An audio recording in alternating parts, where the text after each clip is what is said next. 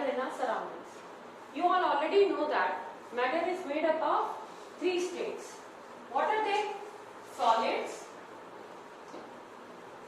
liquids and gases. Now the question comes, how to differentiate between them and what is the common point between them. Solid, liquids and gases are made up of very tiny particles which are same. And actually they are all made up of atoms which are very tiny particles. Now what is the difference in solids? If I say this pen in my hand is a solid, then what is the identity that makes you identify that it is a solid? Anybody can answer that. It has a fixed shape. But just by look itself you can tell that it has a fixed shape. That means it is a solid. So all solids are made up of small particles which are held together by very strong bonds. The particles are fixed. They will not move from their places at all. They can only vibrate at their particular positions. So all the matter is made up of very small particles which are in fixed state. Then we say that it is a solid. If you take a liquid in a container, say in a beaker, fill it with a liquid, the particles of liquid can move within a boundary. They cannot move out of the boundary. They can flow. So what is the difference between solid and liquid?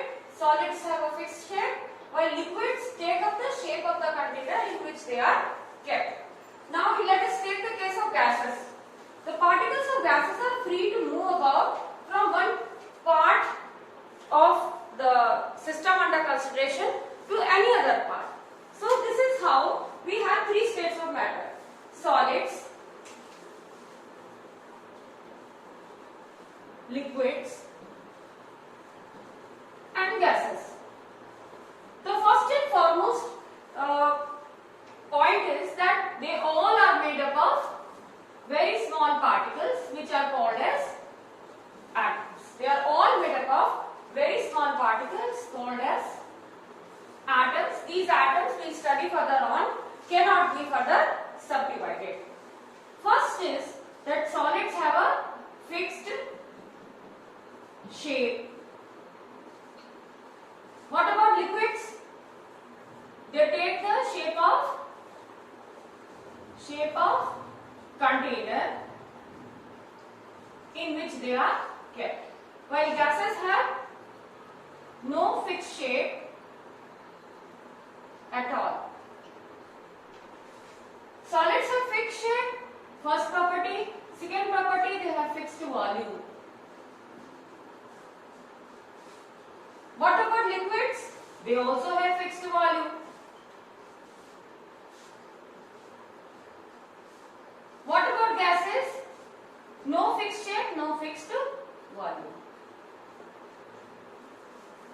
There is one more property which is very prominent among these 3 states of matter is diffusion. Intermixing of particles of liquids and gases is called as diffusion. We say that the gases diffuse. I will show you practically what is meant by diffusion.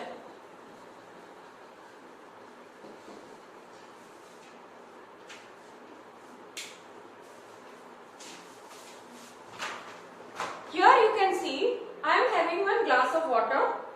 In this I will put a few drops of ink. I have blue ink with me.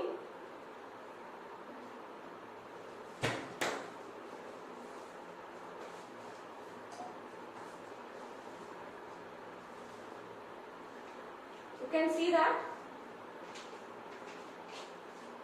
Watch it carefully. You can see that this ink, which one drop I kept here and dropped in this glass, is mixing on its own. I am not mixing it. So what is making this intermix? And slowly they mix to a same color hue. Slowly, if you observe after some time, whole of the water here will become light blue in color. So this is a property prominently shown by liquids and gases. I will show you for a gas also. Now you can observe, see, again, you can still see the liquids intermixing together. Why it is happening is that the atoms of gases of the liquids are in constant random motion. They keep on moving. So I am not mixing, but still they are mixing together on their own. In this one, if you observe, one gas is intermixing into the air. We are not mixing it, still it is mixing on its own. So this is also property of diffusion of gases. So gases and liquids, they show property of diffusion. What do we mean by diffusion? Intermixing of gas particles on their own. Intermixing of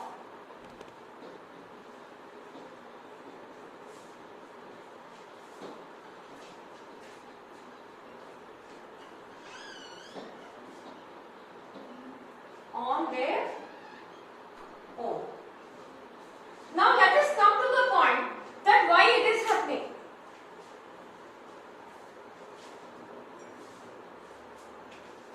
All the particles have kinetic energy of their own.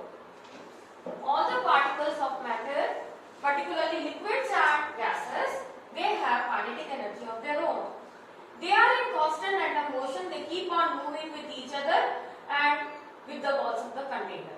Say this is a liquid enclosed. They keep on colliding with the walls of the container and with each other.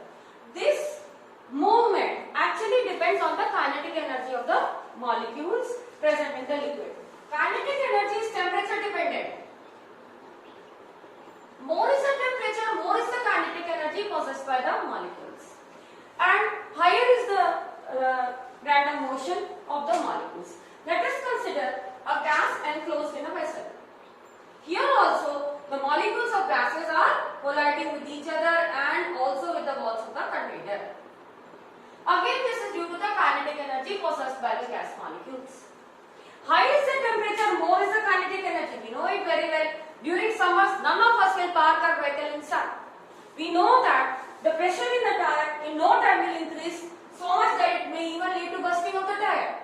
Why? Because the gas molecules, they collide with the walls of the container with higher speeds. So, there are two things that we have discussed. One is diffusion, intermixing of gas particles on their own, and second one is that this is due to the random constant motion of the gas or the liquid molecules. More is the temperature, more is the random motion. Now you just imagine these, remember these collisions are perfectly elastic. Means there is only redistribution of energy, nothing happens to the molecules. They remain as such. So say two molecules, they come with certain speed and they collide with each other. They move back with some other velocities. One is higher, another one is lower. So there might be some molecules which gain enough of energy. Those which gain enough of energy, they may escape out of the boundaries, leading to phenomenon of evaporation. Okay, say we increase the temperature, the energy of all the molecules will increase, right? They always start vibrating with higher speeds, and at certain point of time, they all will have enough energy to break free from the boundaries and move out. So that temperature will be called as boiling point of the liquid. We have discussed two things. One is evaporation and another one is boiling point.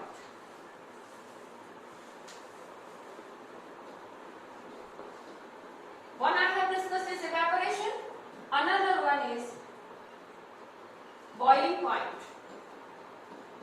In this case, say you have a liquid, there are molecules, we are constantly heating this system. So all the molecules of the particular liquid gain enough of kinetic energies after certain temperature to overcome the forces of attraction from the other molecules, and they all move out of the surface. This temperature is called as a boiling point. But when we come to evaporation, we are not heating it. It is taking place on its own. Remember this thing. So here the molecules are moving with constant random motion. They are colliding with each other there is redistribution of energies taking place. A few of these gain enough of energy to move out of the surface. The remaining molecules which are inside, their temperature comes down. That is why the molecules with higher energy, they go out. The ones which have lower energy, they remain inside. So evaporation leads to lowering of temperature. So what are the differences we have discussed? First is evaporation takes place at all temperatures. Boiling takes place at a fixed temperature. Secondly, this is a bulk phenomenon. All molecules convert into a gaseous state. But evaporation is a surface phenomenon. It's not a bulk phenomenon. This leads to lowering of temperature while boiling needs heating or increase of temperature of particular liquid. There are few more things which we know practically, like humidity. Humidity is a very important factor for evaporation or for boiling. During rainy season, our clothes don't dry. Why? Because humidity is more. So, more is the humidity in the atmosphere, rate of evaporation becomes less. Secondly, more is the surface area, more is the rate of evaporation. If we spread the liquid, say some liquid has spread somewhere, we want it to evaporate, what we do is we spread it. So, spreading of liquid, increasing the surface area of the liquid, increases the rate of evaporation. A simple cooler works well during summers. Why? Because the humidity in the atmosphere is very less. So, rate of evaporation will be more. More is the humidity, less is the rate of evaporation. Less is the humidity in the atmosphere, more is the rate of evaporation. So, there are some questions in the blue box dependent on rate, and this one I will just read out the questions which are there in the textbook. We will discuss these.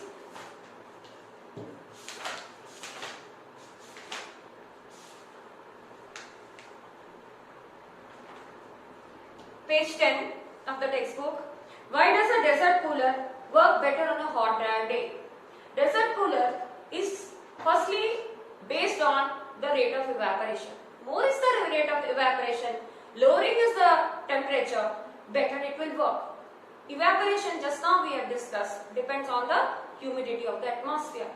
During hot summer days, the humidity is very less. They are dry days. So, rate of evaporation is more. That is why the cooler works better on hot days, hot summer days. Second question. How does the water kept in an earthen pot become cool during summers? Now you just imagine an earthen pot. What is the shape of earthen pot, matka? It is spherical in shape.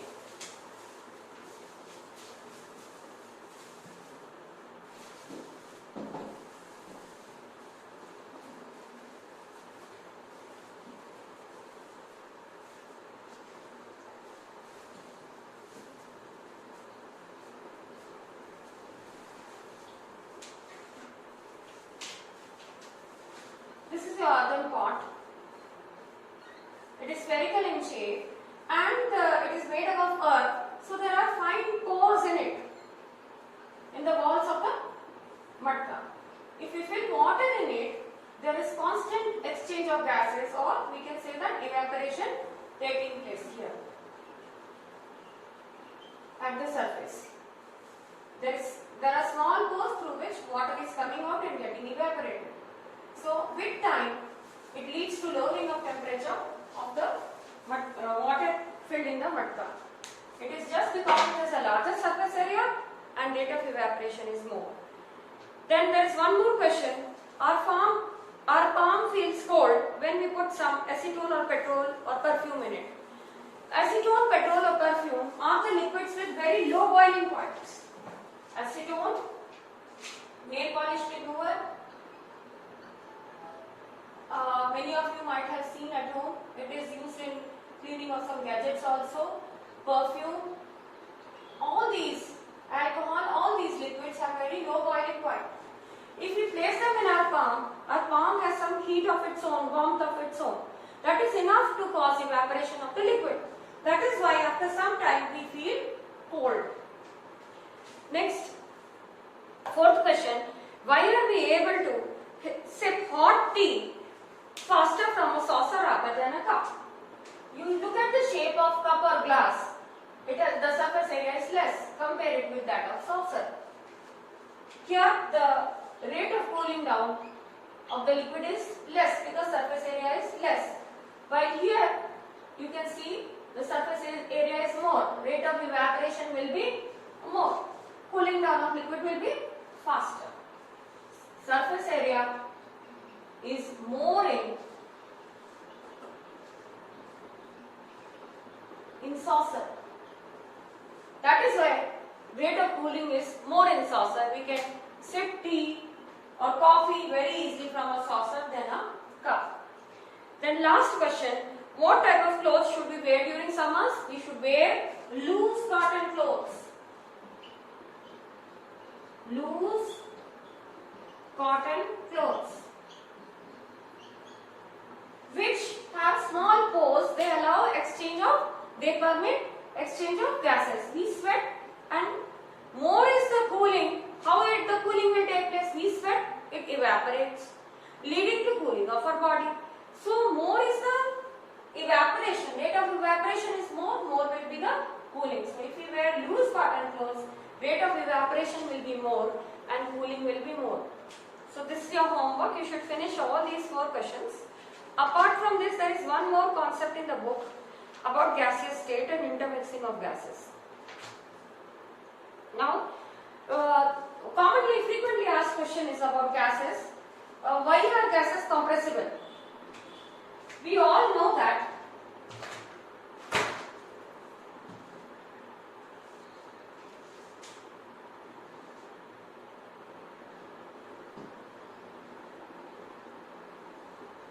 let us come back to where we were, different states of matter. Let us come back to gaseous state.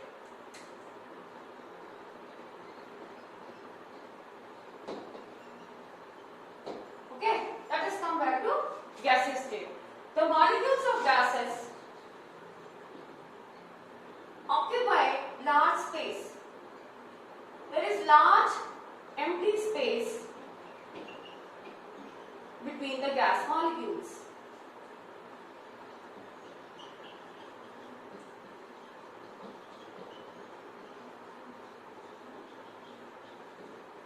The gas molecules, as usual, are in constant random motion. They collide with each other and also with the walls of the container.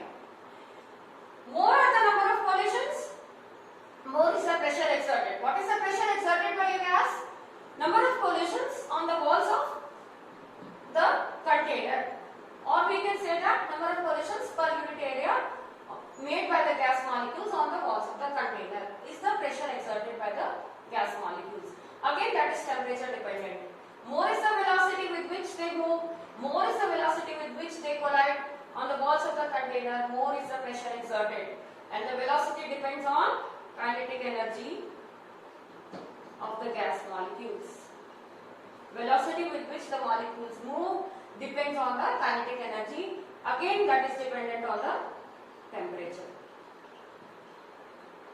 Kinetic energy is the energy possessed by the gas molecules due to which they are in constant random motion.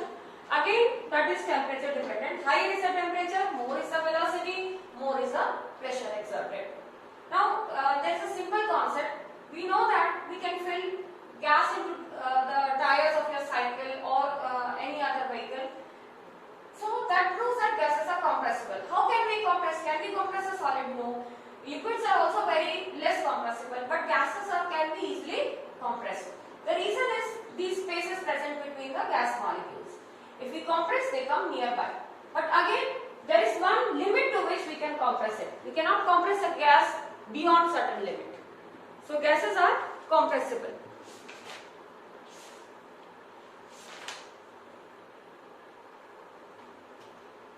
Then the 3 states of matter, again we will come back to 3 states, they are interconvertible.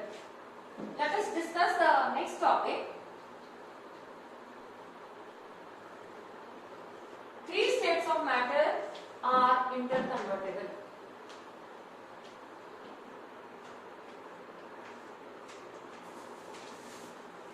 Let us take very simple example of ice.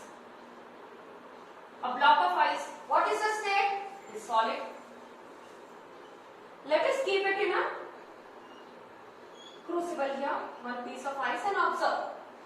The temperature of the surroundings definitely will be more. Slowly this ice will convert into liquid. So ice will melt down into liquid. What is this process called as? Melting of ice or fusion. Now if we heat this, we take this crucible, mount it on a wire gauze and tripod stand, and now we start heating it. What will happen? After certain temperature, this liquid will convert into steam. That means it will convert into gas. Conversion of liquid into steam is called as, what is it called as? Evaporation or vaporization. If it is taking place on its own, we call it as evaporation. If we are heating it, we call it as vaporization. Now I take one big plate and keep it here on the top. After some time, we pick up this lid and revert it. What we will find? We will find water vapors on the lid. Where do they come from? As the vaporization is taking place, they touch the lower surface of the lid, which is cold. Again, the vapors condense back into liquid. So, again conversion of gas into liquid is called as condensation. Liquid can again be, by lowering temperature, solidified back into ice. So, three states of matter are generally interconvertible. Solid can be converted, ice is nothing else but solid. It can be converted into liquid by raise of temperature, we call it as melting of ice or fusion of a solid. Then, in this case, if you take ice, it is water. Liquid can be converted into steam, again by heating. This process is called as vaporization. If we take steam and we again condense it, we cool it down, it will again convert back into liquid. Liquid again, if we cool down, it will convert back into ice. So all the three states of matter are interconvertible. Some solids and some solids, this process from solid, there is no liquid state, very few are there, but some are there, they directly convert into gaseous state. Let us come to such solids. Can anybody name such solids? There are many such solids like camphor, like solid carbon dioxide, like ammonium chloride, which do not have liquid state. From solid state, they directly pass on into gaseous state. Let us come to the solids like camphor, kapoor, camphor, solid carbon dioxide, ammonium chloride,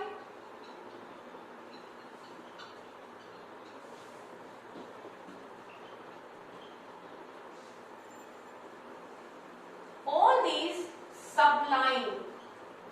The process is called as sublimation. What is sublimation? Conversion of solid state directly into gaseous state.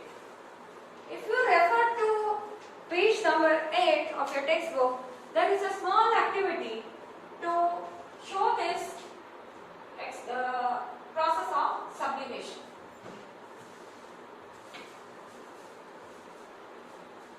There is a mixture of salt and camphor. Say, you have a mixture. Okay? It is containing salt.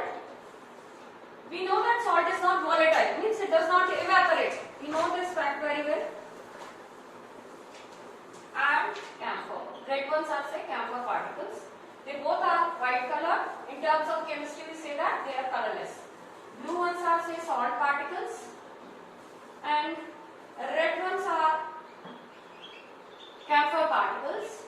We know that camphor sublimes, but salt is not volatile. Not volatile means it does not convert into gaseous state at all. Now we want to separate them. How to separate them? This is taken in a china dish. Inverted funnel is kept over it. Here we keep some cotton wool. Okay, so funnel. This is mounted on a wire gauze. Then it is mounted on a tripod stand. We keep a Bunsen burner underneath.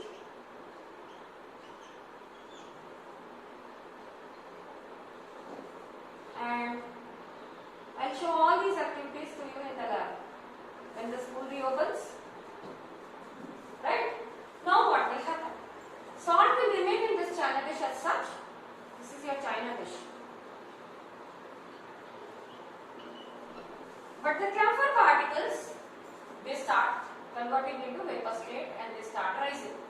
When they come to this portion and they touch the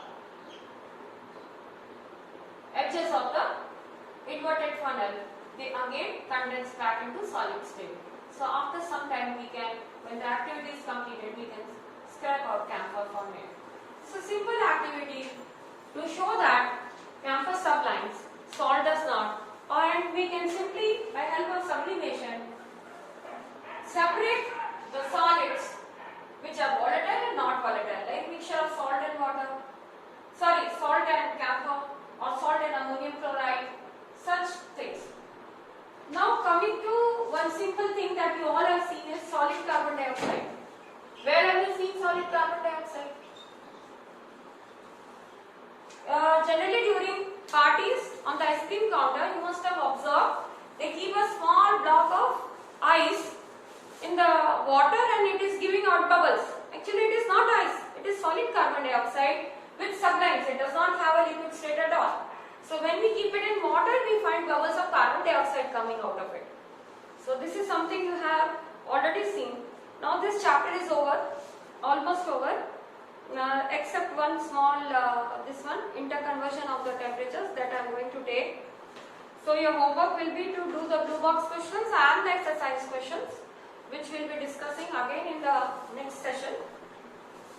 And on the reopening day, you should bring back your copies with the blue text, blue questions and the exercise questions. Only one small concept is how to convert. There are two scales of temperature, Celsius and Kelvin. How to interconvert them? If we add 273 to degree centigrade Celsius, it will get converted into Kelvin scale. Two scales are there, devised by Lord Kelvin. It is called as Kelvin scale, denoted by capital K. One you have degree centigrade, degree C. Say you have 10 degree centigrade, you want to convert it into other scale Kelvin. Add 273 to it. Say you have 27 degrees centigrade, you want to convert it to Kelvin, add 273. How to revert back? Say you are given Kelvin temperature 500 K. We want to convert it back to centigrade, subtract 273 from that.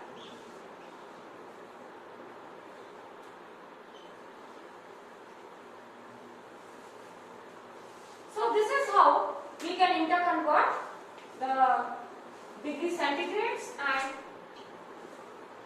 Kelvin scale. So that's all.